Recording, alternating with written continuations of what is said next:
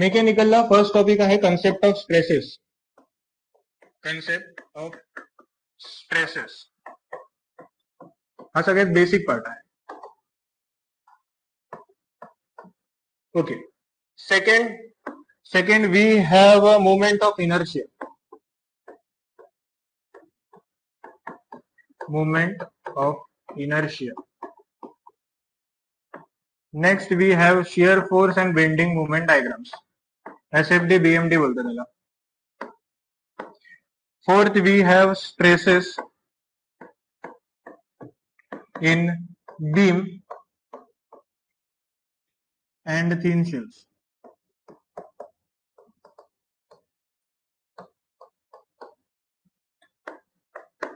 Next we have deflection in beams.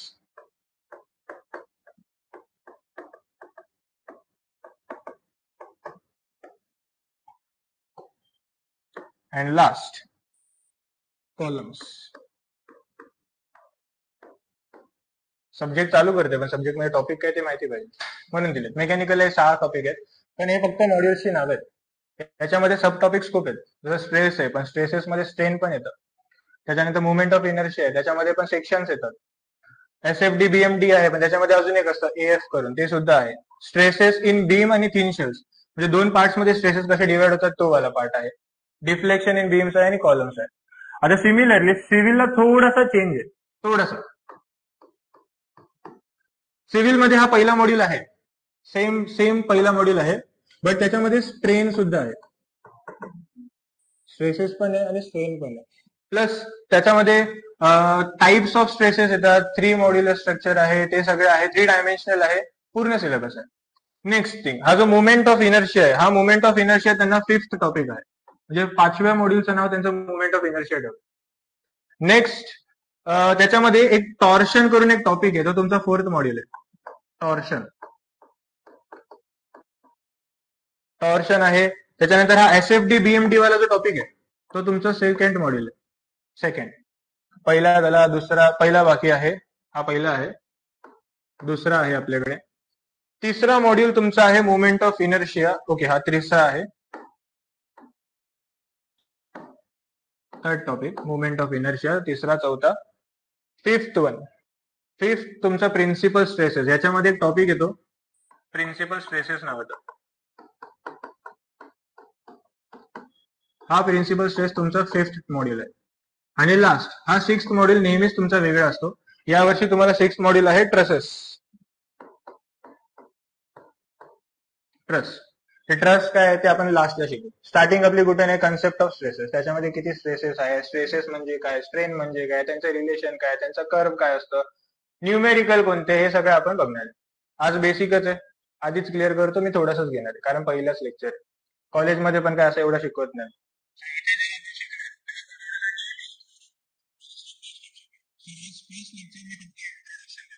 समजतंय? हे एवढं topic समजले आपले काय एकदा लिहून घ्या ना. बरोबर माहिती पाहिजे आपल्याला काय काय. आपण फर्स्ट टॉपिक चालू करतोय कन्सेप्ट ऑफ स्ट्रेसेस.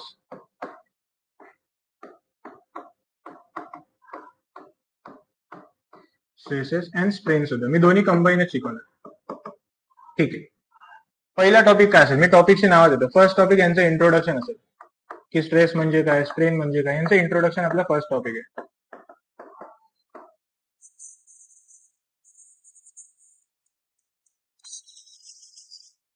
किती टाइप्स आहेत? 3च असतात सांगतो. त्या टाइप्स नंतर त्यांच्यामध्ये एक लॉ जनरेट होतो हुक्स लॉ. कॉलेजमध्ये शिकला असेल तर माहिती असेल. नेक्स्ट हुक्स लॉ नंतर आपल्याकडे स्ट्रेस स्ट्रेनचा एक कर्व येतो. Stress strain curve. त्याच्यानंतर कॉन्स्टंट्स येतात. त्या कॉन्स्टंट्स मध्ये मग तुम्ही शिकणार आहे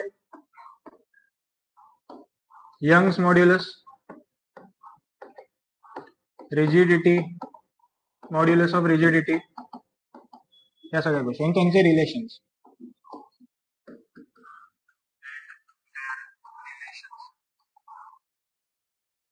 नेक्स्ट ह्याच्यानंतर आहे thermal stresses and strain.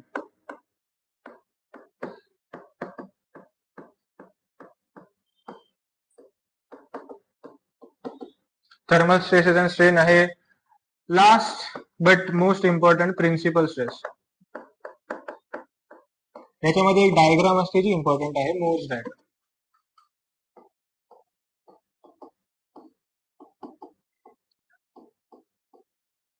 Morse diagram हे मी मेकॅनिकलच्या पॉईंट ऑफ व्ह्यू लिहिलं. सिव्हिल मध्ये काय काय, सिव्हिल मध्ये आपल्याकडे आहे 3 डायमेन्शनल रिलेशन.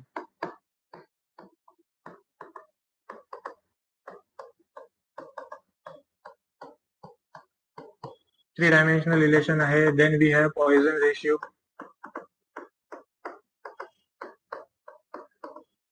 पॉइझन रेशिओ नंतर वी हॅव पॉइझन रेशिओ आहे. त्याच्यानंतर फॅक्टर ऑफ सेफ्टी.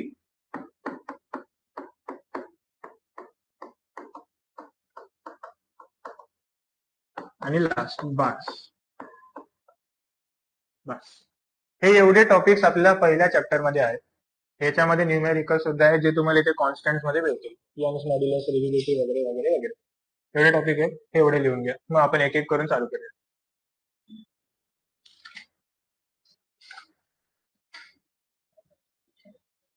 काय काय हो, ह्याच्यावर पण आहे. हुक्स लॉ मध्ये येतं ते. हुक्स लॉ जेव्हा आपण शिकणार, जेव्हा हे रिलेशन शिकणार ना, त्याच्यातच सगळं कंबाईन आहे.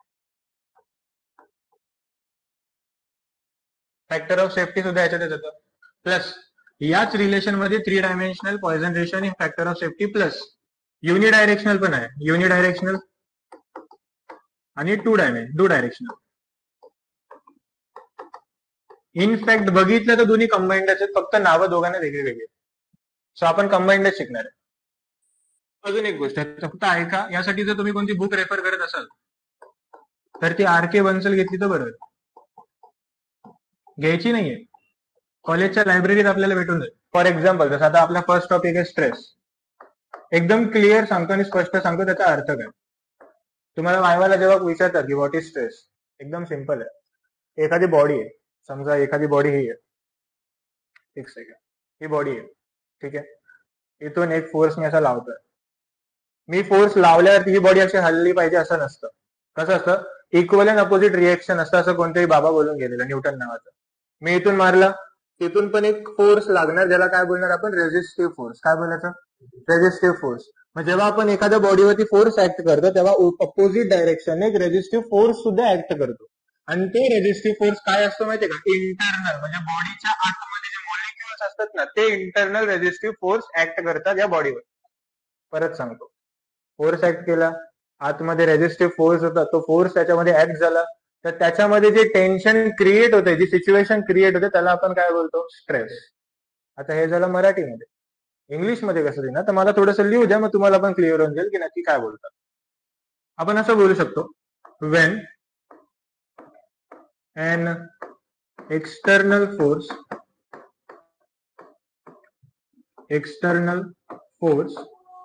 acts on a body, the body tends to undergo deformation. आता याचा अर्थ सांगतो नक्की मी लिहिलं काय. एक्झाम्पल देतो. टग ऑफ वॉर माहिती आहे, रस्सी केज. तुम्ही एका बाजूने फोर्स लावताय, सेम फोर्स अपोजिट वाली टीम पण लावते. दोन्ही फोर्स जेव्हा लागतात, एक पर्टिक्युलर लिमिटच्या नंतर एखाद्या साईडचा फोर्स काय होणार आहे, वाढणार आहे. सो जेव्हा तो फोर्स वाढतो तेव्हा दुसऱ्या टीमचं काय होतं, डिफॉर्मेशन होतं. असं आपण सॉमच्या भाषेत लक्षात ठेवायचं. परत सांगतो, जेव्हा तुमचा जो अप्लाइड फोर्स आहे, जेव्हा तो जास्त होतो तेव्हा तुमची बॉडी काय होणार आहे, डिफॉर्म होणार आहे. क्लिअर है.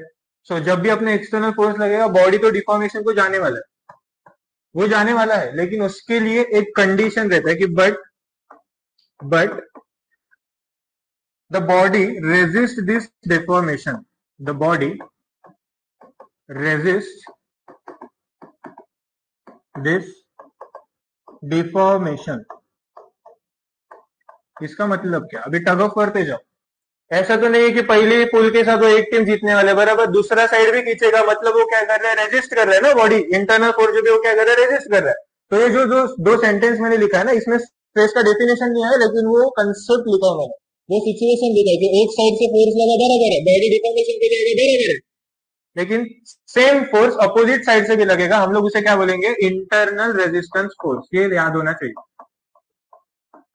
इंटरनल रेजिस्टेंस फोर्स ये अपोजिट डायरेक्शन से हमेशा लगेगा ही लगेगा।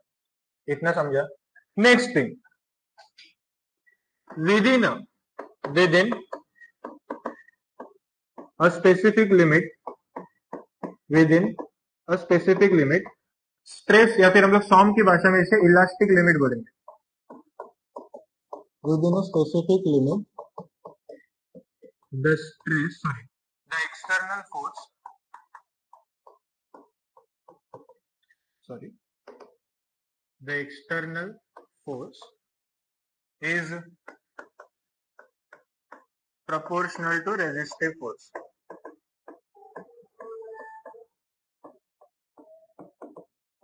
Resisting force. अभी ये सेंटेंस का मीनिंग क्या है? तुम लोग वो स्ट्रेचेबल रबर समझता है, बॉडी को बराबर से रीगेन कर दे, वो पोजीशन जो उसका था, वो जो शेप था, वो क्या करेगा, रीगेन करेगा। तो एक लिमिट तक, उस लिमिट को क्या बोलेंगे हम लोग, इलास्टिक लिमिट। एक बार वो लिमिट के बियॉन्ड तुम लोग खींचे तो क्या होता है, ब्रेक होता है। तो ये सेंटेंस वही डिफॉर्म कर रहा है कि स्ट्रेस तो है बराबर है, लेकिन अगर उसमें कोई इलास्टिक लिमिट रहेगा तब तक ही वो स्ट्रेस परफॉर्म करेगा। एक बार उस लिमिट से ज्यादा, मतलब जो भी तुम लोग का एक्सटर्नल फोर्स होता है, जो हम लोग पी से डिनोट करते हैं, वो रेजिस्टिंग फोर्स अगर तुम, सॉरी, वो एक्सटर्नल फोर्स अगर रेजिस्टिव फोर्स से ज्यादा रहा तो तुम लोग का जो भी मटेरियल है वो क्या हो जाएगा, ब्रेक हो जाएगा। तो स्ट्रेस का ही तीसरा सेंटेंस समझा। पहला सेंटेंस क्या, कंडीशन बताया। दूसरा सेंटेंस क्या, कि अपोजिट से भी फोर्स लगा। तीसरा सेंटेंस क्या, कि वो एक रहेगा। जब भी तुम लोग टग ऑफ वॉर का मैच देखते हो ना, एक पर्टिकुलर टाइम लिमिट तक दोनों भी साइड से सेम फोर्स लगता है। वो स्ट्रेटेजी वाला गेम है ना। एक पर्टिकुलर लिमिट तक दोनों साइड से बराबर फोर्स लगता है। एक बार एक का गलती हुआ, फिर दूसरा खींच के लेके जाता है। सिमिलरली इधर भी एकदा तुम्ही ती लिमिट सोडली तर तो एकदम जोरात तुमच्या हातावरती बसेल रबर, किंवा तो तुमचा ब्रेकच होऊन जाईल। सो तीन सेंटेंस झाले। जेव्हा आपण जब भी कॉलेज में पूछते हैं स्ट्रेस क्या, हम लोग क्या बोलते हैं, फोर्स अपॉन एरिया। मैथमेटिकली बराबर बात कर रहे हैं, लेकिन कंसेप्ट नहीं समझा। कंसेप्ट समझाने के लिए कंडीशन तुम लोग को स्टार्ट से वापस समझाना पड़ेगा।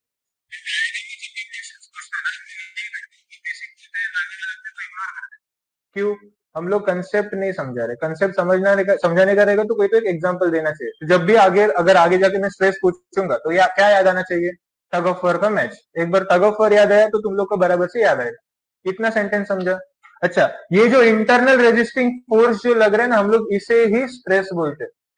कंडीशन समझाया। अभी जो इंटरनल में फोर्स लग रहा है उसे ही हम लोग क्या बोलेंगे, स्ट्रेस बोलेंगे। तो स्ट्रेस का प्रॉपर डेफिनेशन देता हूँ। हाँ, और एक पॉइंट इधर मेंशन करता हूँ कि बियॉन्ड दिस पॉइंट, या फिर beyond this limit, beyond this limit the resisting force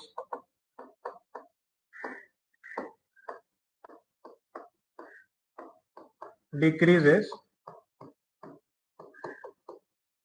with increase in external applied load.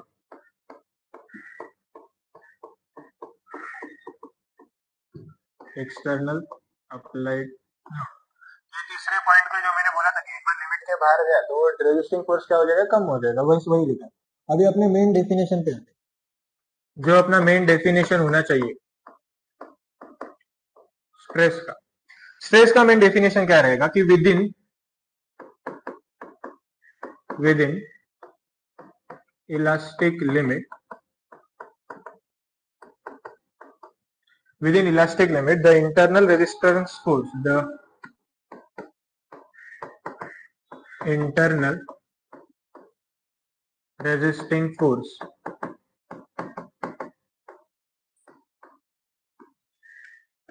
acts upon its cross-sectional area is known as stress. बात तो ये बस इंग्लिश में अलग से लिखा। म्हणजे काय, एक पर्टिकुलर लिमिट तक अगर कोई इंटरनल रेजिस्टिंग फोर्स एक्ट कर रहा है उस पर्टिकुलर एरिया में, तो हम लोग उसे क्या बोलेंगे, स्ट्रेस। अच्छा, ये जो स्ट्रेस है ये दो फैक्टर्स के ऊपर डिपेंड करता है। ये इससे समझता है, डेफिनेशन से समझता है। कौन सा, एक तो फोर्स और दूसरा area. So it is a ratio of applied load to their cross sectional area. Cross sectional area बोलायचं नेहमी, फक्त एरिया नहीं, क्रॉस सेक्शनल एरिया. उसके पीछे एक रीजन है, मैं अभी इसमें बाद में जाके जो डायग्राम बनाऊंगा तब समझेगा. जो भी अपना फोर्स होता है, अभी ये बॉटल है, इसको मैंने इधर से समझो लगाया फोर्स, तो ये जो फोर्स है ये फोर्स परपेंडिकुलर है, तो ये क्रॉस सेक्शनल एरिया कंसीडर हो. समझ रहे? तो जैसे जैसे वो फोर्स एक्ट करेगा ना, वैसे वैसे वो एरिया क्या होता है, बदलते रहते हैं. इसलिए हम लोग क्या बोलते हैं, क्रॉस सेक्शनल एरिया. इधर से लगा है तो ये वाला एरिया जो सर्कल है, इधर से लगा है तो समझो रेक्टेंगल वाला था तो रेक्टेंगल एरिया, तो वो बदलते जाएगा हमेशा सेक्शन, इसलिए हम लोग क्या बोलेंगे, क्रॉस सेक्शनल एरिया. मैथमेटिकली कैसे लिखेंगे, अभी तुम लोग को मालूम है, स्ट्रेस को हम लोग लिखते हैं सिग्मा में, applied load P, cross sectional area capital A. P की जगह भी तुम लोग F भी लिख सकते हैं, ऐसा कुछ मेरा पर्सनल दुश्मनी नहीं है, लेकिन सब लोग मोस्टली P लिखते हैं. उसका यूनिट क्या है वो मैं बाद में बताता हूँ. यूनिट में सबसे बड़ा इशू है, मैंने तुम लोग को जब पूछा स्ट्रेस क्या, तुम लोग को ये आ रहा था, बराबर है, लेकिन तुम लोग को अभी वो कंसेप्ट मालूम होना चाहिए कि वो कंसेप्ट आखिर में है क्या. कंसेप्ट समझा है तुम्हारा, ये चाहते समझता है, पहले ये कंसेप्ट लिया. एक रेजिस्टिंग फोर्स, तो एक पर्टिक्युलर लिमिट, इलास्टिक लिमिट तक वो कॉन्स्टंट रहेगा, सेम रहता है. म्हणजे समज इथून 50 किलो न्यूटन आहे तर तिथून पण 50 किलो न्यूटनच आहे. पण जर हा वाढला तर मग त्या मटेरियलच्या कॅपॅसिटीवर डिपेंड आहे. जर त्याचा क्रॉस सेक्शनल एरिया खूप कमी आहे तर रेजिस्टिंग फोर्स कमी होणार. जर त्याचा क्रॉस सेक्शनल एरिया जास्त आहे तर त्याचा रेजिस्टिंग फोर्स पण जास्त आहे. आता हे तू इमॅजिन करू शकतो, तुझ्यासमोर एवढी मोठी बॉडी आहे, तू त्याला मारणार, त्या बॉडीला काहीच फरक नाही पडणार. का? कारण एरिया जास्त आहे. हेच जर मी ह्याला मारलं तर क्रॉस सेक्शनल एरिया कमी आहे, उडून जाणार. कंसेप्ट समझून घ्या फक्त, बाकी काय नाही. एक बॉडी है समझो, इधर से फोर्स लगा, बराबर है, ये मेरा P है, अप्लाइड लोड. रेजिस्टिंग फोर्स मैंने क्या बोला, इसके अपोजिट में लगेगा. अपोजिट मतलब इधर नहीं लगता है, इधर लगता है सेंटर में. इधर लगेगा तो पुल हो जाएगा ना, वो पुल थोड़ी लगा नहीं. रेजिस्टिंग फोर्स इधर लगता है सेंटर में. इंटरनल रेजिस्टिंग फोर्स बोला ना मैंने, इंटरनल मतलब बॉडी के अंदर लगता है वो. अप्लाइड लोड हुआ, इंटरनल रेजिस्टिंग फोर्स हुआ, इसके अंदर जो भी टेंशन क्रिएट है हम लोग उसे क्या बोलते हैं, स्ट्रेस बोलते हैं. इतना सब लोग क्लियर हो गए. नेक्स्ट थिंग, ये स्ट्रेस का डेफिनेशन वगैरह लिखा है, सब लिखा कि नहीं, फॉर्मूला लिखा, ठीक है. और उसमें हाँ मैथमेटिकली रिप्रेजेंट किया है. नेक्स्ट थिंग, वही फॉर्मूला को कंटिन्यू करते, T अपॉन A. यूनिट्स लिखते, यूनिट्स P का यूनिट्स होता है न्यूटन, एरिया का मीटर स्क्वायर. सो स्ट्रेस का यूनिट क्या हो गया, न्यूटन पर मीटर स्क्वायर. लेकिन ये गलत है, हम लोग मीटर में नहीं करते, न्यूमेरिकल के टाइम पे मिलीमीटर में करते. तो न्यूटन पर मीटर स्क्वायर को हम लोग को मीटर mm स्क्वायर में कन्वर्ट करना है. तो उसके लिए क्या मालूम होना चाहिए, तो मुझे बताओ 1 मीटर मतलब कितना mm, 1000 होता है, 1000 मिलीमीटर, बराबर लिखा है. 1000 को हम लोग लिखते हैं 10⁻³ मिलीमीटर, इतना हुआ. चलो अभी इसके पास आते हैं, मुझे 1 न्यूटन पर मीटर स्क्वायर को कन्वर्ट करना है, 1 न्यूटन पर mm स्क्वायर में कन्वर्ट करना है. इसका मतलब क्या, ये जो मेरा यूनिट है उसको क्या करूं मैं, मल्टीप्लाई. गलत बोल रहे हो, डिवाइड में जाएगा वो, mm स्क्वायर डिनोमिनेटर में है वो, समझ रहे हैं. ये mm स्क्वायर न्यूटन के डिवीजन में, तो न्यूमरेटर सॉरी डिनोमिनेटर में 10⁻³ है, बराबर लिखा है. वापस गलत बोल रहे हो, इसका स्क्वायर है वो, mm का स्क्वायर हो गया ना वो, समझ लो. न्यूटन पर मीटर स्क्वायर है, करेक्ट है, लेकिन 1 मीटर इक्वल्स टू 10⁻³ mm, वो किधर है, डिनोमिनेटर में, तो डिनोमिनेटर में लिखा. mm का स्क्वायर था तो इसका भी स्क्वायर हुआ, इतना समझ रहे हैं. नेक्स्ट, ये आया मेरा 1/10⁻⁶ न्यूटन पर mm स्क्वायर.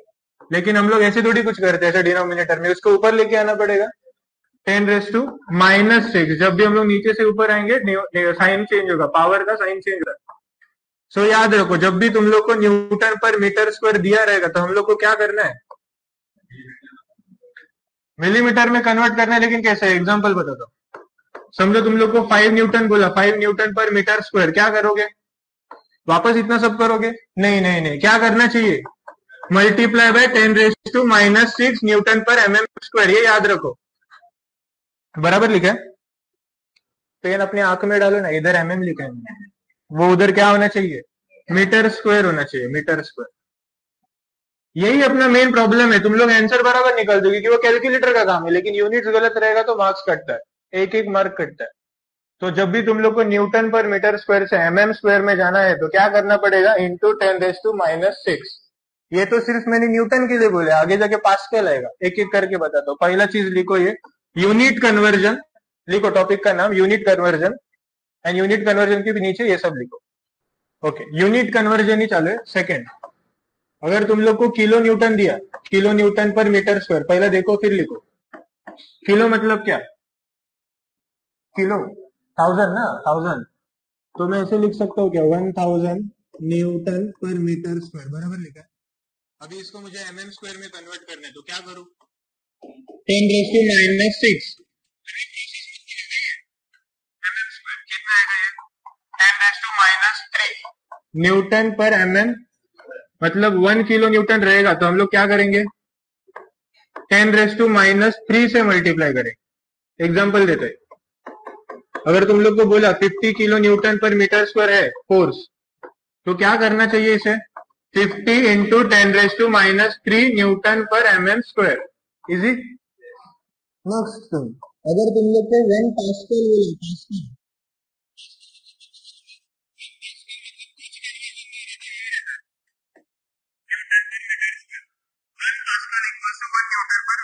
पास्कल मतलब कुछ अलग नहीं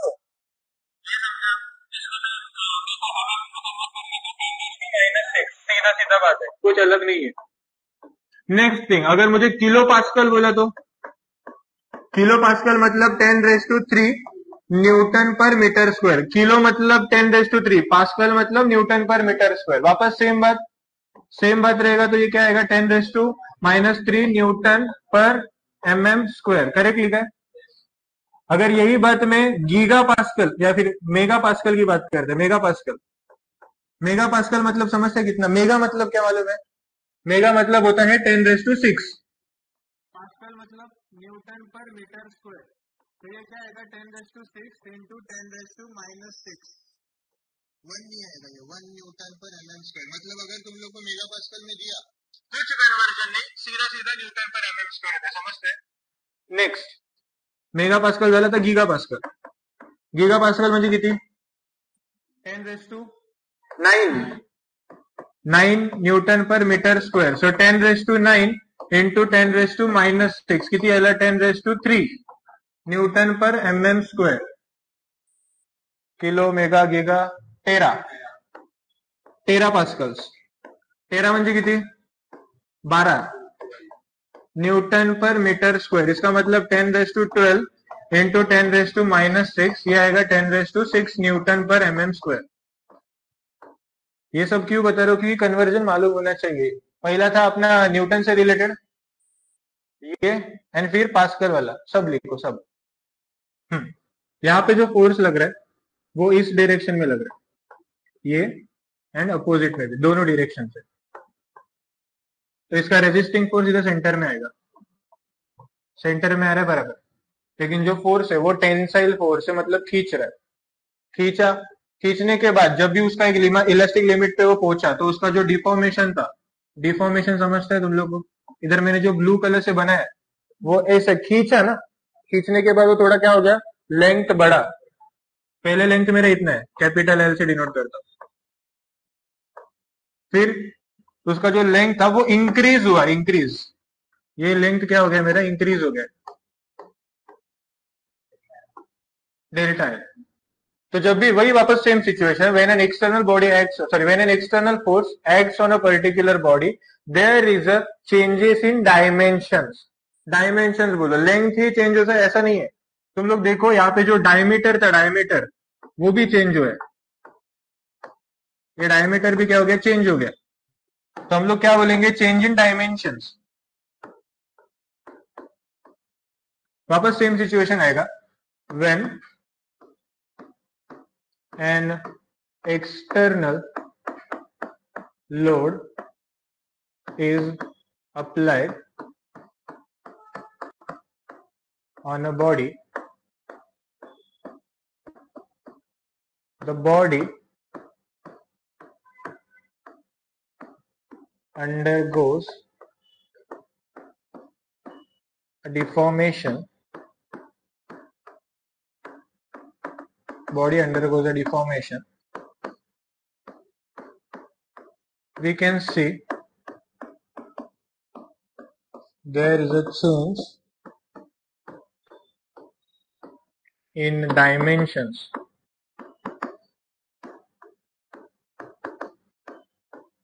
of बॉडी, मतलब एक्सटर्नल फोर्स एक्ट करने के बाद वहां पे कुछ तो चेंज हुआ है, इसी की वजह से वो जो स्ट्रेन है, स्ट्रेन उसका डेफिनेशन क्या आएगा? डेफिनेशन है उसका proper, it is a ratio of change in dimension to original dimension.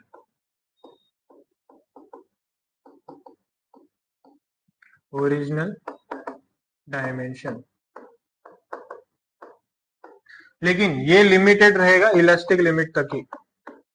तुम लोग ही बताओ, अगर इलास्टिक लिमिट के बाहर गया तो स्ट्रेन मिलेगा क्या? नहीं, वो तो ब्रेक हो जाएगा। तो it should be with in an elastic limit, समझ रहे? चलो, मैथमेटिकली स्ट्रेन को डिनोट करते हैं ई से, या फिर तुम लोग ये वाला ये निकाल सकते हो, लेकिन ये स्मॉल ही प्रीफर करो। चेंज इन डायमेंशन हमेशा डेल्टा से दिखाते हैं, ओरिजिनल कैपिटल वाला। इतना हो जाने के बाद एक लास्ट में नोट लिखो।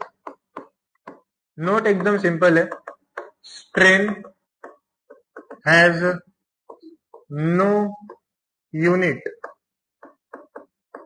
ये भी लेंथ है, ये भी लेंथ है, दोनों का यूनिट मीटर ही है, तो वो कैंसिल हो जाएगा। तो स्ट्रेन को कभी भी यूनिट नहीं होता। सिमिलर बेसिस पे मैं एक और फॉर्मूला लिख सकता हूँ, डेल्टा डी अपन कैपिटल डी, मतलब वो भी चेंज हो रहा है तो वो भी मेरा क्या है? स्ट्रेन ही है। समझता है? लिया स्ट्रेन, लिया स्ट्रेन।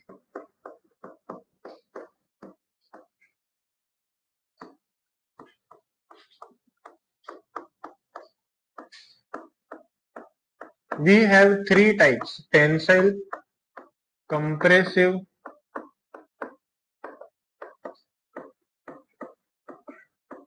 and shear.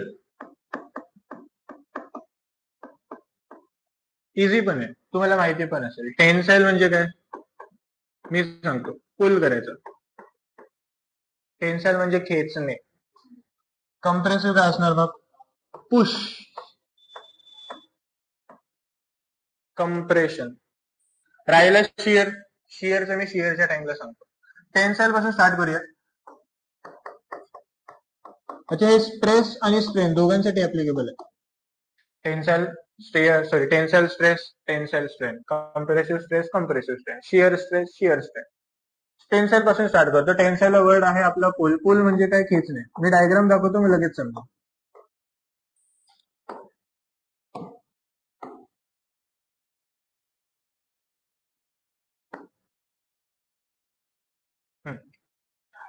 आपली जी ओरिजिनल डायग्राम आहे ही आहे फर्स्ट पोझिशन. इथून मी काय केलंय, या साइडवर एक इक्वल फोर्स लावलाय, समजा 50 किलो न्यूटन आहे. सेम फोर्स अपोजिट डायरेक्शनला पण लावला. तुम्हीच सांगा, जर मी इक्वल आणि अपोजिट डायरेक्शन मध्ये तो सेम फोर्स लावला तरच ते पुल येणार आहे. एका साइडने खेचला तर ती बॉडीमध्ये रिमूव्ह आहे. सो जेव्हा आपण टेन्साईल स्ट्रेस मध्ये डेफिनेशन लिहिणार, त्याच्यामध्ये जे फोर्स असणार आहे external apply load, it should be equal and opposite in two direction. Both direction मध्ये अप्लाइड असलं पाहिजे. आणि त्याच्यामध्ये जो इंटरनल रेजिस्टिंग फोर्स लागेल त्याला आपण काय बोलणार आहे? Tensile stress. But it should be within its elastic limit. हे लिहून देणार आहे मी, पण पहिलं समजून घ्या. टेन्साईल मध्ये पुल केलं, दोन्ही बाजूला फोर्स लागेल, दोन्ही बाजूला फोर्स लागला, त्यामुळे सेंटरला जेव्हा आपण इंटरनल रेजिस्टिंग पुल लिहितो,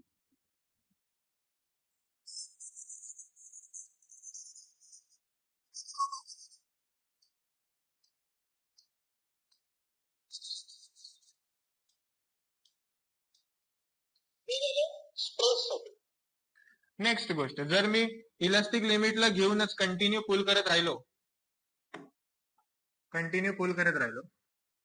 तर त्याच्यामध्ये काही चेंजेस आहेत. आता ते तुम्हाला बॉडी बघून पण समजते, त्याचा शेप थोडासा दबलाय. सो हे जे चेंज झालंय, याच्या समजा ओरिजिनल लेंथ आहे इथे, इसका एक ओरिजिनल लेंथ यहाँ पे दिया है, एंड ये इसका चेंज इन लेंथ है. चेंज इन लेंथ, तो लेंथ क्या हो गया? वो भी चेंज हो गया. चेंज हो गया मतलब क्या दिख रहा है? तुम लोग क्या बोल सकते हो उसमें? इंक्रीज हुआ है. तो जब भी हम लोग टेंशन की बात करेंगे, उसमें जो भी चेंज इन डायमेंशन है, हम लोग चेंज इन डायमेंशन नहीं बोलेंगे, अभी हम लोग क्या बोलेंगे? Increase in dimension. समझते हैं? तो जेव्हा टेन्साईल असणार त्याच्यामध्ये इन्क्रीज इन डायमेन्शन असलं पाहिजे. सो डेफिनेशन काय असणार आहे प्रॉपर टेन्शन साठी? डेफिनेशन टेन्साईल स्ट्रेस साठी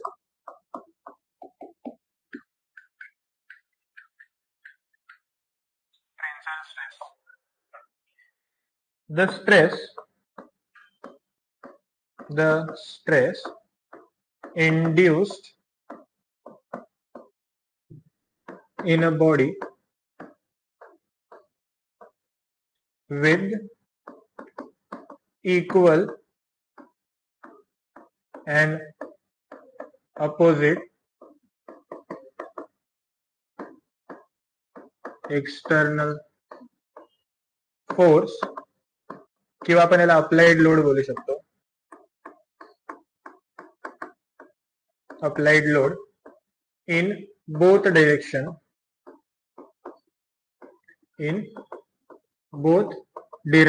बट याच्यामध्ये अजून एक गोष्ट मेन्शन करावी लागेल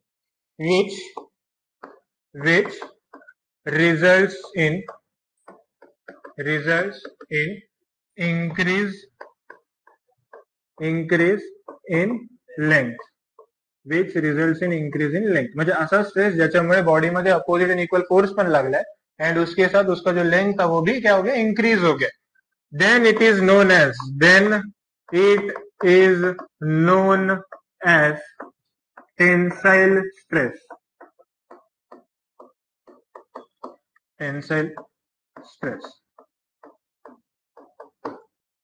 इसी के साथ तुम लोग टेंसाइल स्ट्रेन का भी डेफिनेशन लिख सकते हो. इधर ही लिखता हूं. It is a ratio increase in length. Change in dimension नहीं लिखने का. Increase in length to original length.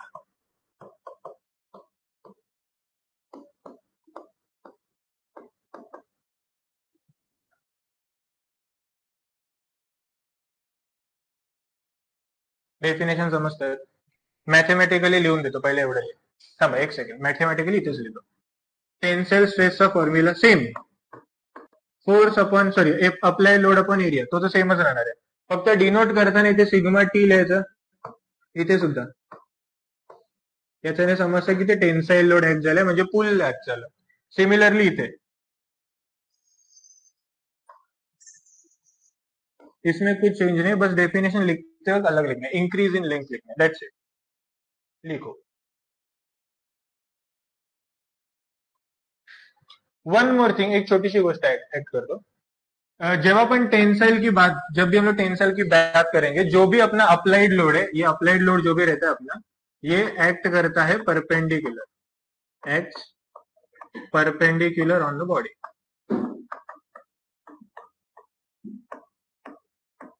ये चीज याद रखो.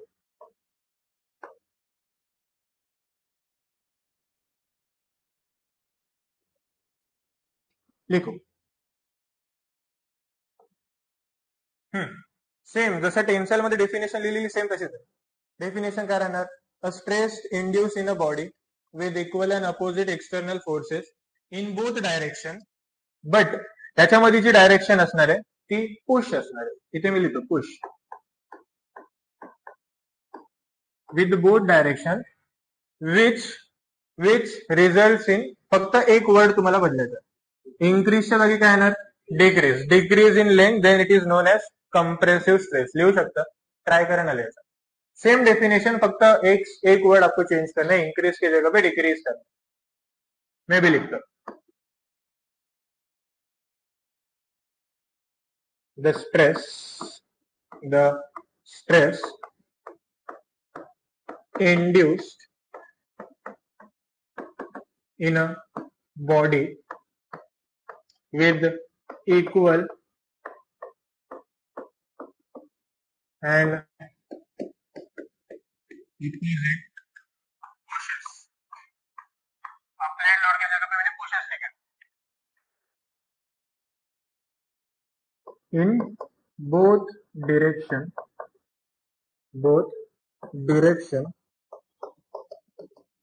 which results in decrease in length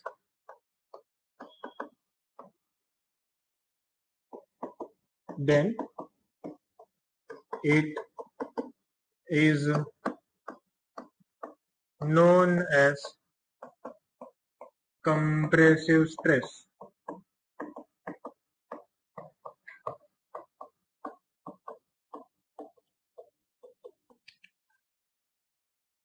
लिखा, इसका मैथमेटिकल रिप्रेजेंटेशन भी सेम ही है, sigma upon P upon A, sorry sigma equals to P upon A, बस प्रीवियसली टी टी लिखा था, अभी सी सी लिखा। ये लिखा स्ट्रेस के लिए, अभी स्ट्रेन के लिए लिखते हैं। It is a ratio of decrease in length to the original length.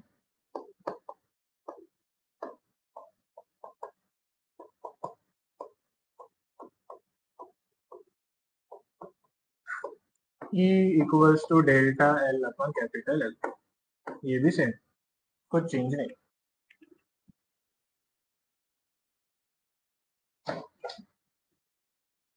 ये डेफिनेशन है कंप्रेसिव स्ट्रेन के लिए।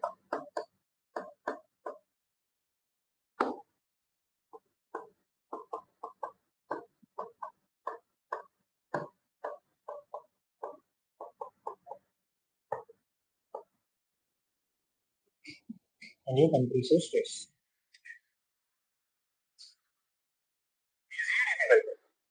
इसके ऊपर इतना कुछ क्वेश्चन तो नहीं आता एग्जाम में, आया तो सिर्फ कंपैरिजन है, कि टेंसाइल स्ट्रेस और कंप्रेसिव का डिफरेंस बताओ। एक ही डिफरेंस होता है, इसमें पुल फोर्सेस है टेंसाइल में, इसमें पुश फोर्सेस है। वो डायग्राम बनाओ, फिर it results in increase in length, it results in decrease in length, दोनों का फॉर्मूला लिखो, बस 4 पॉइंट आने चाहिए। याच्यावरती फार फार तर तुम्हाला तुमच्या इंटरनल असेसमेंट टेस्ट मध्ये एक क्वेश्चन आहे बस। एक्सटर्नल थेअरी पेपर मध्ये एवढं यायचं, युनिव्हर्सिटीला एवढं नाही, याच्याशी रिलेटेड न्यूमेरिकल येतात जे पुढे सांगतो। हाँ, एक और पॉइंट, सिमिलरली इधर भी यही है, ये जो फोर्स है वो एक्ट करेगा perpendicular, act perpendicular on a body, on a body.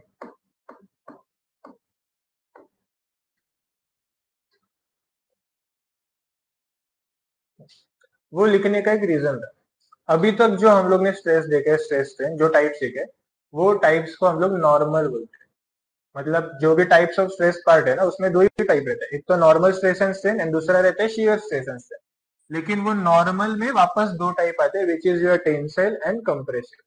तो नॉर्मल और शियर में फर्क क्या है? नॉर्मल में जो फोर्स एक्ट हो रहा है वो परपेंडिकुलर एक्ट होता है, यहाँ पे जो फोर्स एक्ट करेगा वो पैरेलल एक्ट करेगा, पैरेलल। वापस बोलता हूँ, ये बॉडी लिया, इधर रखा हाथ पे, ये जो फिक्स है, ये जो साइड है ना ये फिक्स है, ये जो नीचे वाला बाजू है वो फिक्स रहता है,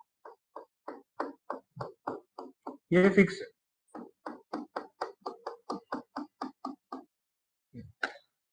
अगर मैंने इधर से फोर्स पैरेलली एक्ट किया, मतलब इधर से जो भी फोर्स है पैरेलल लगेगा, तो ये बॉडी है ना, ये फिक्स होने की वजह से ये मूव नहीं होगा, लेकिन ये ऊपर का पोजीशन मूव हो जाएगा, इसलिए वो रेक्टेंगल का आगे जाके पैरेललोग्राम हुआ।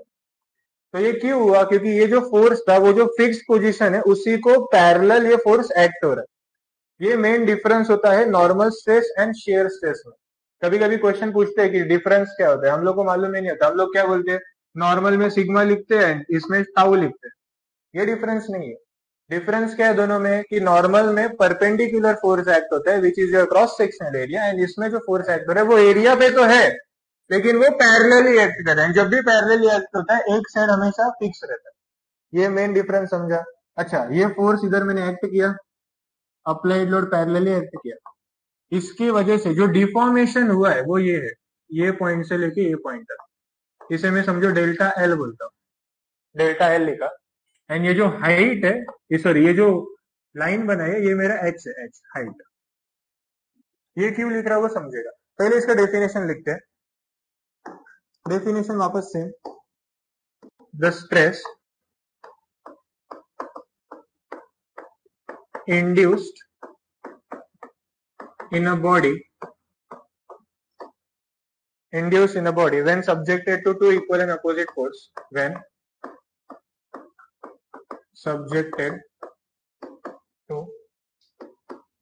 two equal and opposite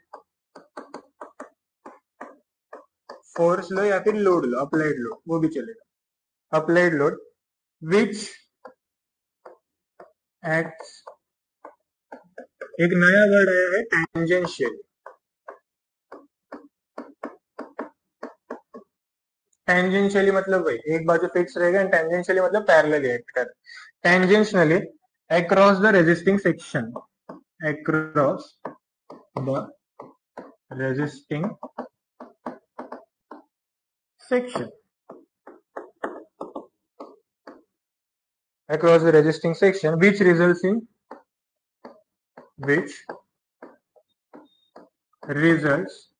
in shear of the section,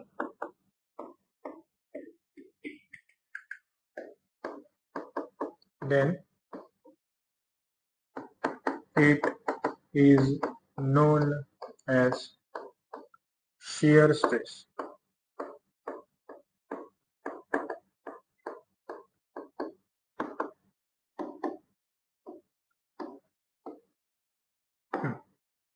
वापस बोलता हूँ, फोर्स टेंजेंशियली एक्ट हुआ मतलब पैरेलल एक्ट हुआ, रेजिस्टिंग फोर्स के अपोजिट में मतलब नीचे है अपना मेन जो रेजिस्ट कर रहा है एकदम नीचे फिक्स है, तो वो सेक्शन के अपोजिट पैरेलल एक्ट हुआ। एंड शियर ऑफ करना मतलब क्या, इसी पोजीशन पे था अपना जो मेन बॉडी, लेकिन ये ऊपर से शियर ऑफ हो गया मतलब वो कट हो गया हम लोग बोल सकते हैं। ये मैं कैसे बोलता हूँ, जो भी हम लोग बुक में देखते हैं उसमें प्लेट्स लेते हैं, प्लेट्स मतलब यहाँ पे एक प्लेट रहता है एंड उसके नीचे एक प्लेट रहता है, मोस्टली टेक्स्ट बुक में ये वाला डायग्राम रहता है, इसके बीच में ना एक नट लगाया रहता है, तो ये टेंजेंशियली इधर एक एक्ट करेगा फोर्स, इधर एक एक्ट करेगा, तो सेकेंड टाइम जब भी एक्ट होता है ना तो ये जो बीच वाला पार्ट है ना ये नट वाला ये शियर ऑफ होता है, मतलब ये इधर गया एंड एक इधर आया, तो मैं इस एग्जांपल को लेके बोल रहा हूँ शियर ऑफ होना मतलब क्या, कट हो गया, टेंजेंशियली कट होता है। लेकिन इससे ये नहीं समझ रहे कि कौन सा बाजू रेजिस्ट कर रहा है फिर कौन सा बाजू फिक्स है, इसलिए मैंने ये वाला डायग्राम लिया, इससे बराबर समझ रहा है। ये हो गया मेरा टेंसाइल स्ट्रेस के लिए। अभी टेंसाइल स्ट्रेस स्ट्रेन के लिए क्या डेफिनेशन आएगा, एक मिनट, इसमें ऐसा चेंज इन लेंथ वगैरह नहीं लिख सकते, इसके लिए अलग से इट इज अ रेशियो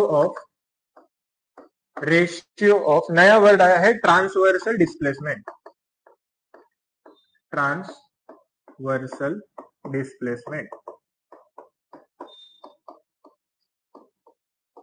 बताता हूं। ट्रांसवर्सल मतलब क्या, डायग्राम में पहले जो भी बॉडी था वो पहले यही पोजीशन पे था, इधर फिक्स है, लेकिन वो डिस्प्लेसमेंट चेंज हुआ, ट्रांसवर्सल चेंज हुआ, इसलिए हम लोग इसे ट्रांसवर्सल डिस्प्लेसमेंट बोलेंगे to the original height, to the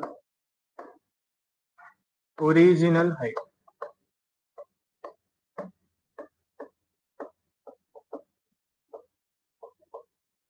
two the original height, and इसे हम लोग डिनोट करेंगे E equals to tan theta. अभी दिमाग गर्म हो गया, इतना सब चाहे लेकिन ट्रिग्नोमेट्री कैसे है बीच में, एक बार छोटा सा एक्सप्लेनेशन देता हूँ, बस समझ जाएगा। देखो वो जो tan थीटा में बोल रहा हूँ ना वो इधर है, वो जो थीटा है वो मेरा इधर है, तुम लोग ने बचपन में ट्रिग्नोमेट्री में सीखा था tan थीटा का फॉर्मूला क्या होता है, क्या होता है वो, साइन अपॉन कॉस बाजू में रखो, अपोजिट अपॉन एडजेसेंट सीखा है, तो इसका अपोजिट क्या है, डेल्टा एल, एंड एडजेसेंट मतलब बाजू वाला ना, क्या है वो, तो मतलब मेरा फॉर्मूला वही बन रहा है, change in dimension upon original, बस वो जो डायमेंशन हम लोग लेंथ लिख रहे थे अभी वो नहीं है, वो अलग है, मतलब अभी तक जो लिख रहे थे वो लेंथ से रिलेटेड था, दोनों भी डायमीटर से रिलेटेड, इधर अलग है, इधर अलग डिस्प्लेसमेंट है, इधर अलग डिस्प्लेसमेंट, इसलिए फॉर्मूला लिखते हैं तो हम लोग क्या लिखते हैं, tan थीटा। tan थीटा मतलब क्या, जिधर भी एंगल क्रिएट होता है उसके अपोजिट वाला एंड उसके बाजू वाला दोनों का रेशियो, एट दी एंड अपने को वही मिल रहा है। लिखो ये अपना लास्ट था शियर, बोलिए ना कब या एक्झाम्पल लिखो, इथून लागले टेंजेन्शियली मध्ये ते रेजिस्ट करत होतं, तो जो नट आहे ना तो रेजिस्ट करतो, म्हणजे इन केस समजा मी कुठे नट टाकला ना तर तो काय करणार, ना तो प्लेटला इथे येऊन देणार ना तो इथे येऊन देणार, बट फोर्स खूप असल्यामुळे तो शियर ऑफ झाला म्हणजे कट झाला त्या प्लेट थ्रू, असं त्याचा अर्थ होतो। थोड़ा रिकॉल करो क्या क्या किया, पहला स्ट्रेस किया, फिर स्ट्रेन किया, फिर तीन टाइप किया, टेंसाइल कंप्रेसिव शियर। टेंसाइल और कंप्रेसिव नॉर्मल होता है, नॉर्मल मतलब क्या, वो जो फोर्स है वो एक्ट कैसे कर रहा है, परपेंडिकुलर। शियर में कैसे एक्ट कर रहा है, पैरेलल। उसको वर्ड क्या है, टेंजेंशियल। क्या होता है, शियर ऑफ। शियर ऑफ मतलब कट, लक्षात राहील. ठीक. आणि हा अजून एक गोष्ट, तिघांचे फॉर्म्युला सेम. फक्त हा इथे मी शियर स्ट्रेसचा फॉर्म्युला लिहिलेला नाहीये, आय एम सॉरी. शियर स्ट्रेसचा formula tau equals to force upon area, तो तर सेमच राहणार. इथे पी एस लिहायची काही गरज नाहीये किंवा इथे बाजूला एस लिहायची गरज नाही, त्याला डिनोटच वेगळं केलं आहे, टाऊ. आता आपण जेवढे पण स्ट्रेसेस बघितले आहेत, त्या स्ट्रेसमध्ये सुद्धा मी एक गोष्ट नोटीस केली, तुम्हाला सांगितली, की तो जो फोर्स आहे, अप्लाइड लोड आहे, तो एका इलास्टिक लिमिट पर्यंत आहे. स्पेसिफिक लिमिट म्हणजे इलास्टिक लिमिट पर्यंत. सो जो पण आपला फॉर्म्युला बनतो स्ट्रेसचा, जो आपला फोर्स आहे, तोच फोर्स रेजिस्टिंग फोर्सला इक्वल असतो. हे मी का सांगतोय, कारण याच्या पुढचा जो टॉपिक आहे हुक्स लॉ, त्याच्यामध्ये तुम्हाला ते क्लिअर होईल. म्हणजे काय, पॉवर मध्ये परत चला, इथून फोर्स सेम फोर्स अपोजिटली म्हणजे माझा फोर्स आणि रेजिस्टिंग फोर्स दोन्ही काय इक्वल आहे.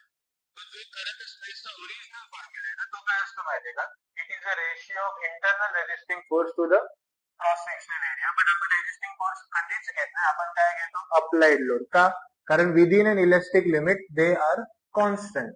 हे क्लिअर होत आहे. सेम कन्सेप्ट हुक्स लॉ मध्ये आहे. नेक्स्ट कन्सेप्ट, किती, तिसरं ना, चौथं, टाइप्स ऑफ स्ट्रेसेस नंतर Hooke's law.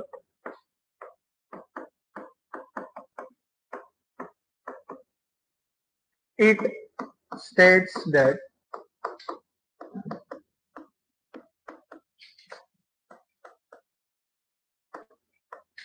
within an elastic limit,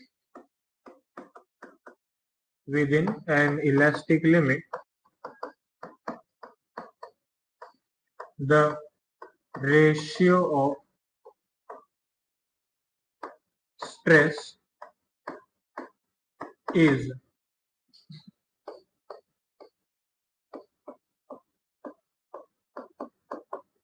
proportional to strain. छोटासा स्टेटमेंट आहे, त्याचा अर्थ सांगतो.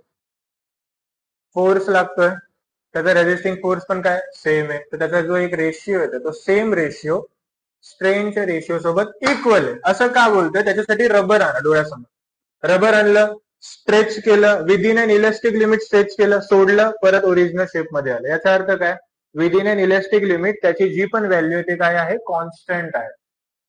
सो ते काय झालं, मग डायरेक्टली प्रोपोर्शनल है, उसका बीच का जो रेशियो है वो डायरेक्टली प्रोपोर्शनल होने की वजह से वो हुक्स लॉ क्या बोलता है कि वो अगर इलास्टिक लिमिट के अंदर है तो उसका रेशियो क्या रहेगा, सेम रहेगा. मतलब जो भी वैल्यू है वो सेम रहेगा. तो विद द हुक्स लॉ मैं ऐसे लिख सकता हूँ कि stress is directly proportional to strain. अच्छा, जब भी हम लोग किसी दो चीजों के रिलेशन लिखते हैं, डायरेक्टली होने या फिर इनडायरेक्टली होने दो, उसके बीच में कांस्टेंट ऑफ प्रोपोर्शनलिटी आता है. यहाँ पे भी वो है ई, कैपिटल ई. लेकिन हमेशा कैपिटल ई नहीं रहता.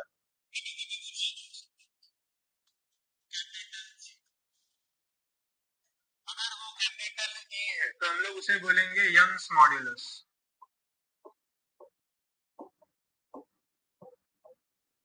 इसे और एक नाम है मॉड्यूलस ऑफ इलास्टिसिटी.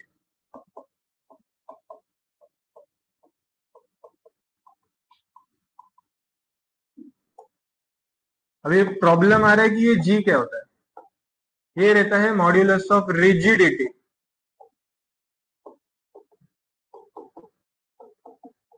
वापस वही क्वेश्चन, नॉर्मल स्ट्रेस में मैंने क्या बोला, फोर्स परपेंडिकुलर एक्ट कर रहे हैं, वो अपना ओरिजिनल शेप क्या करता है, रीगेन करता है. लेकिन वो शियर में पॉसिबल नहीं होता.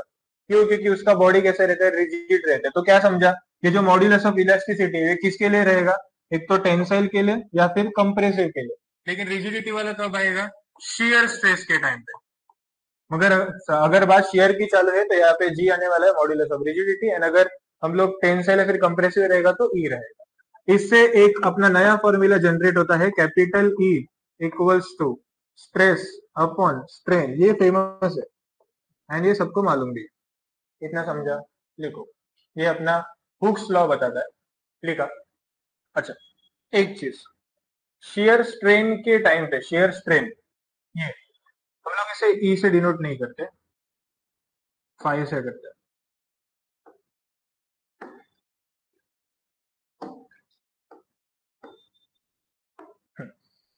इधर आए थे हम लोग हुक्स लॉ में, मैं इधर लिखता हूं, फॉर टेंसाइल एंड कंप्रेसिव,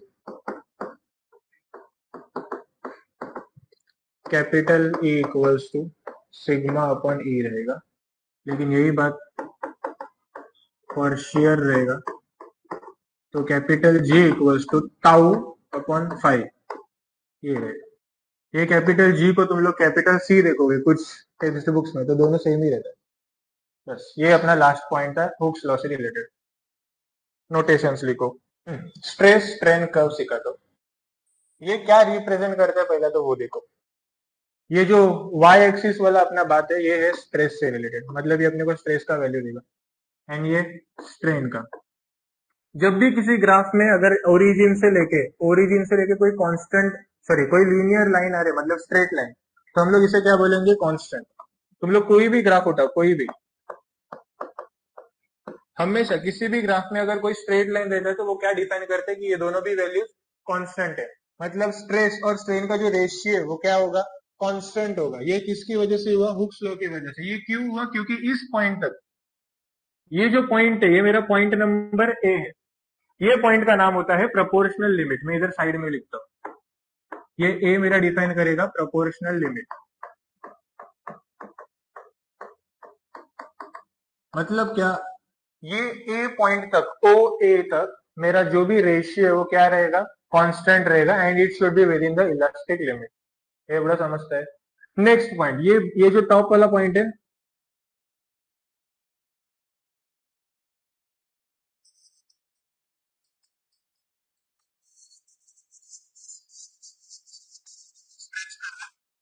इस पॉइंट तक स्ट्रेच को वापस छोड़ दो, मटेरियल क्या करेगा, अपना ओरिजिनल शेप रीगेन करेगा। लेकिन एक बार तुम लोग उससे ज्यादा फोर्स लगा रहे हो, फॉर एग्जाम्पल इधर से मैंने बहुत जोर से खींचा, इतना जोर से खींचा कि उसके डायमेंशंस में क्या हो गया, चेंज हो गया। चेंज हो गया मतलब क्या हो गया, स्ट्रेन का जो फॉर्मूला था उसका वैल्यू बढ़ेगा। वापस बोलता हूं, ये बॉटल लेता हूं, मैंने बहुत जोर से खींचा, ये जो लेंथ है ये जो हाइट है, ये हाइट समझो ये 10 सेंटीमीटर है, बहुत खींचने की वजह से ये 5 सेंटीमीटर इतना बचा।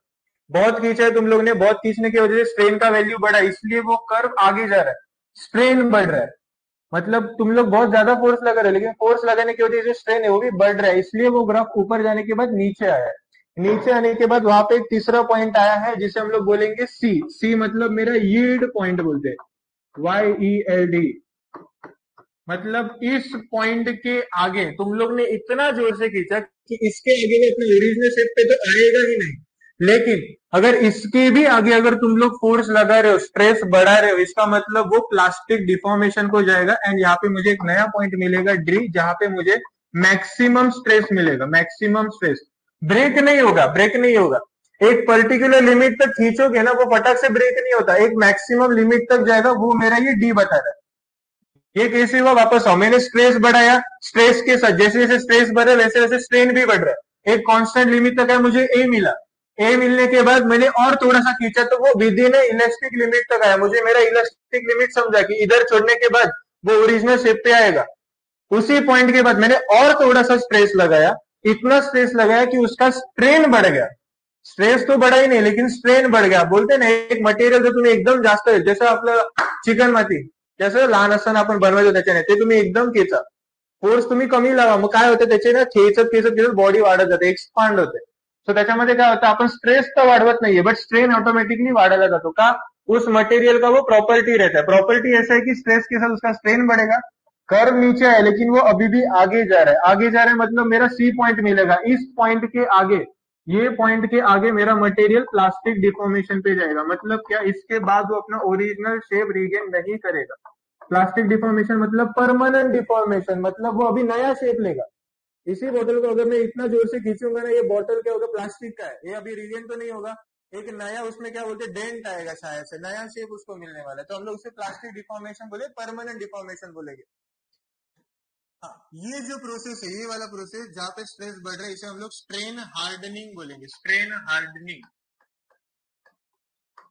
स्ट्रेन हार्डनिंग मतलब क्या, वो मटेरियल जो भी है वो उसका जो स्ट्रेंथ है वो बढ़ रहा है। इतना खींचने के बाद वो एक हम लोग प्लास्टिक को अज्यूम करते हैं, इतना खींचो कि वो नया शेप लेगा लेकिन ओरिजिनल शेप पे नहीं आएगा। वो जो नया शेप आया ना, वो नया शेप अभी बहुत स्ट्रांग रहेगा कंपेरेटिव इट्स ओरिजिनल शेप। मतलब इधर जितना स्ट्रेंथ था उससे ज्यादा स्ट्रेंथ यहाँ पे रहेगा। क्यों? क्योंकि वो मैक्सिमम स्ट्रेस तक जा रहा है। ये समझते हैं? मैक्सिमम स्ट्रेस पे आया, फिर उसका लिमिट खत्म ही हो गया, एकदम खत्म होने के बाद वो लास्ट पॉइंट पे आएगा, ई पॉइंट। यहाँ पे वो क्या हो जाएगा? ब्रेक हो जाएगा, फ्रैक्चर हो जाएगा, जो भी ब्रेक,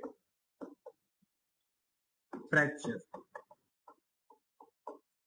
तो जब भी स्ट्रेस स्ट्रेन का पूछते हैं कॉलेजेस में, क्वेश्चन आता है, ये क्वेश्चन अपने इसमें आता है, यूनिवर्सिटी में आता है कि एक्सप्लेन द स्ट्रेस स्ट्रेन करना। हम लोग क्या करते हैं, डायग्राम बनाते हैं लेकिन एक्सप्लेन नहीं करते। पॉइंट्स भी याद रहता है, एक्सप्लेनेशन क्या करने में एक एक करके बताता हूँ। अभी पहला एक्सप्लेनेशन क्या रहेगा, मेरा फर्स्ट स्टेप क्या हो रहा है, जब भी तुम लोग किसी भी ग्राफ को लो, अभी तुम लोग मैकेनिकल सिविल से, तुम लोग का अलग सब्जेक्ट भी है जिसमें ग्राफ आएंगे। जब भी ग्राफ आता है मैं एक्सप्लेनेशन एकदम सिंपल ट्रिक बताता हूँ, ये कभी भी याद नहीं करते, प्रोसेस को समझते हो। प्रोसेस क्या है,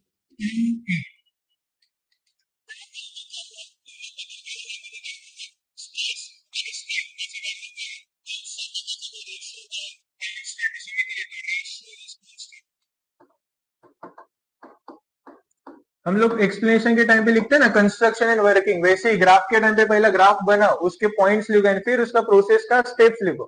ओ ए में क्या हुआ, मेरा रेशियो कांस्टेंट था, फिर O to B, A to B नहीं, O to B. O to B मतलब क्या, वो जो भी मेरा मटेरियल है इट इज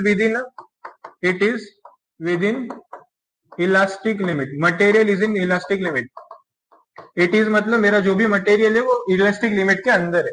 नेक्स्ट प्रोसेस अभी बी टू सी जाएगा, अभी वो ओ टू ए बी नहीं है, ओ टू बी बात खत्म, इलास्टिक लिमिट के बाद वो बी टू सी पे जाएगा। बी टू सी मतलब मैंने क्या बोला था, it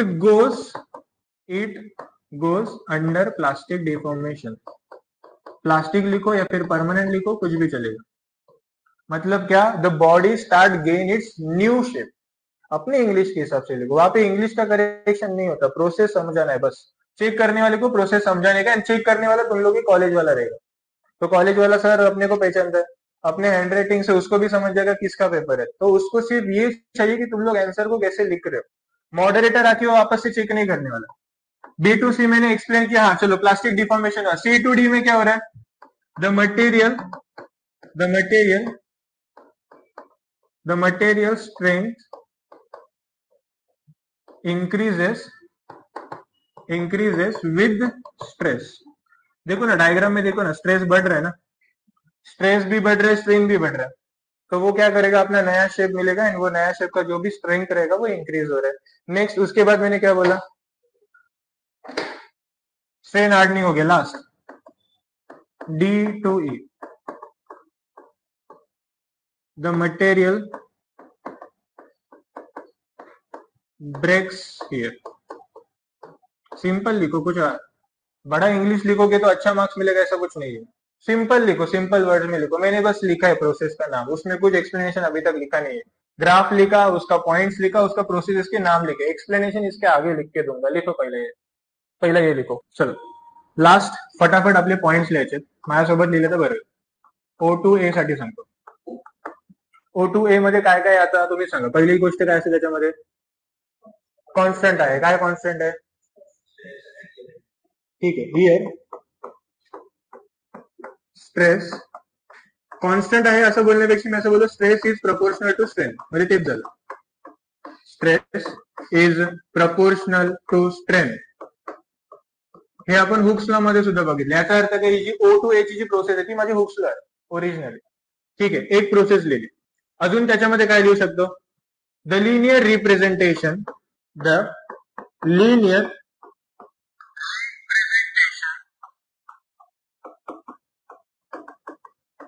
the linear representation shows the ratio of stress to strain is a constant.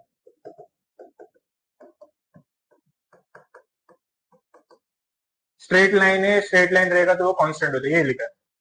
One more thing, मैंने थोड़े 10 मिनट पहले ये भी बोला था कि जब भी इंटरनल रेजिस्टिंग फोर्स लगता है वो सेम लगता है अप्लाइड फोर्स के जैसा. तो यहाँ पे मैं वो भी एक पॉइंट लिख सकता हूँ कि applied load equals to resisting force.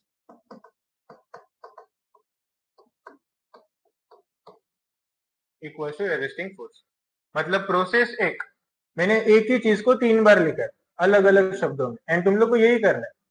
कोई भी आंसर लिखते वक्त उसे कैसे बढ़ा सकते हो वो देखो। O to A हो गया, अभी O to B, it is known an elastic limit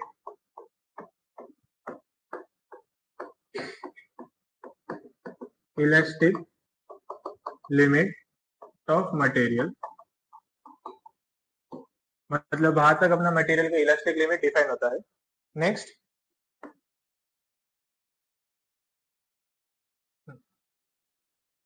the material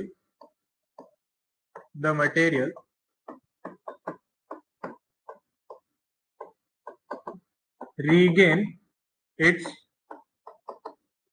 original shape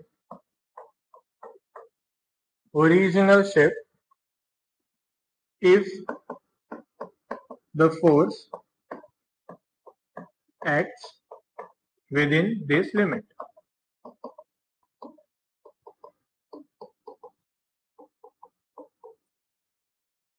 next process है मेरा B to C.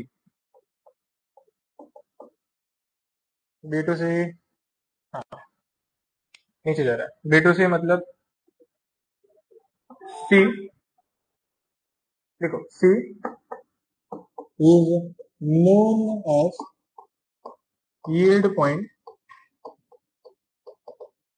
it is known as yield point from this point, या फिर हम लोग लिख सकते हैं beyond this point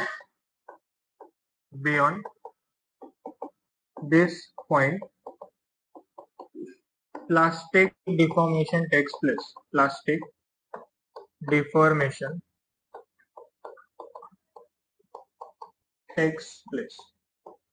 मतलब इसके आगे सिर्फ प्लास्टिक डिफॉर्मेशन ही होगा। Next,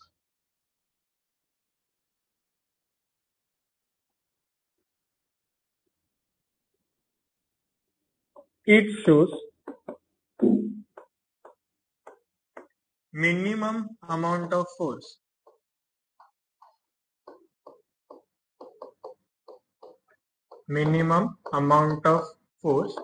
to permanent deformation,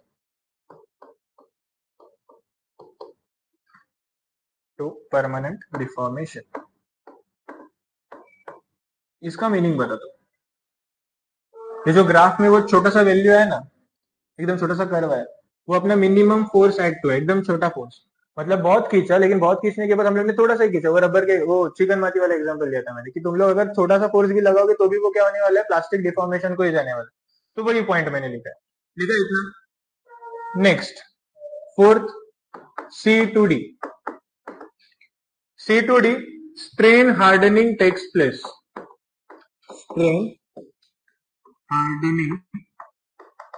process लिखो, स्ट्रेन हार्डनिंग प्रोसेस अकर्स लिखो तो भी चलेगा, मतलब यहाँ पे स्ट्रेन हार्डनिंग होता है, इतना लिखा है। Okay, material become stronger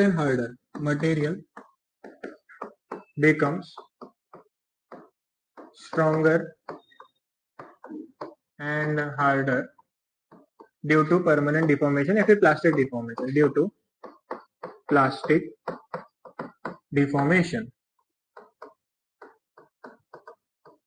Also, material reaches its maximum या फिर अल्टीमेट बोलते हैं, अल्टीमेट स्ट्रेस, मतलब वो डी वाला पॉइंट इधर मेंशन करता हूँ, डी मतलब वहां पे अपने को मटेरियल का मैक्सिमम स्ट्रेस समझने वाला है। एंड लास्ट, डी टू ई, ये प्रोसेस का नाम होता है नेक फॉर्मेशन, जो मैंने लिखा नहीं था डायग्राम में, बाद में लिखता हूँ। नेक formation occurs here, material gets break or fracture। बस इतना लिखा तो भी बहुत है। The point where the material breaks, हाँ बस हो गया, इतना समझा है। क्या क्या किया है, स्ट्रेस स्ट्रेन, उसके टाइप्स, हुक्स लॉ, और ये स्ट्रेस स्ट्रेन कर, याद रहेगा, ठीक। नेक्स्ट लेक्चर में हम लोग उसका डेरिवेशन देखेंगे। डेरिवेशन मतलब ये, सॉरी ये वाला, मेरा ये इतना हो गया। नेक्स्ट लेक्चर में हम लोग जो कॉन्स्टेंट्स निकालेंगे उनके बीच वाले रिलेशन एंड ये रिलेशन में unidirection, two direction, three direction, Poisson और फैक्टर ऑफ सेफ्टी सब है। ये सब के बाद फिर हम लोग आएंगे थर्मल पे। थर्मल तक अपने शायद से अगले लेक्चर में हो जाएगा एंड उसके नेक्स्ट लेक्चर में प्रिंसिपल स्ट्रेस, वो अपना इंपॉर्टेंट है इसलिए मैं थोड़ा सा अलग से लूँ, याद रहेगा। Thank you so much for coming.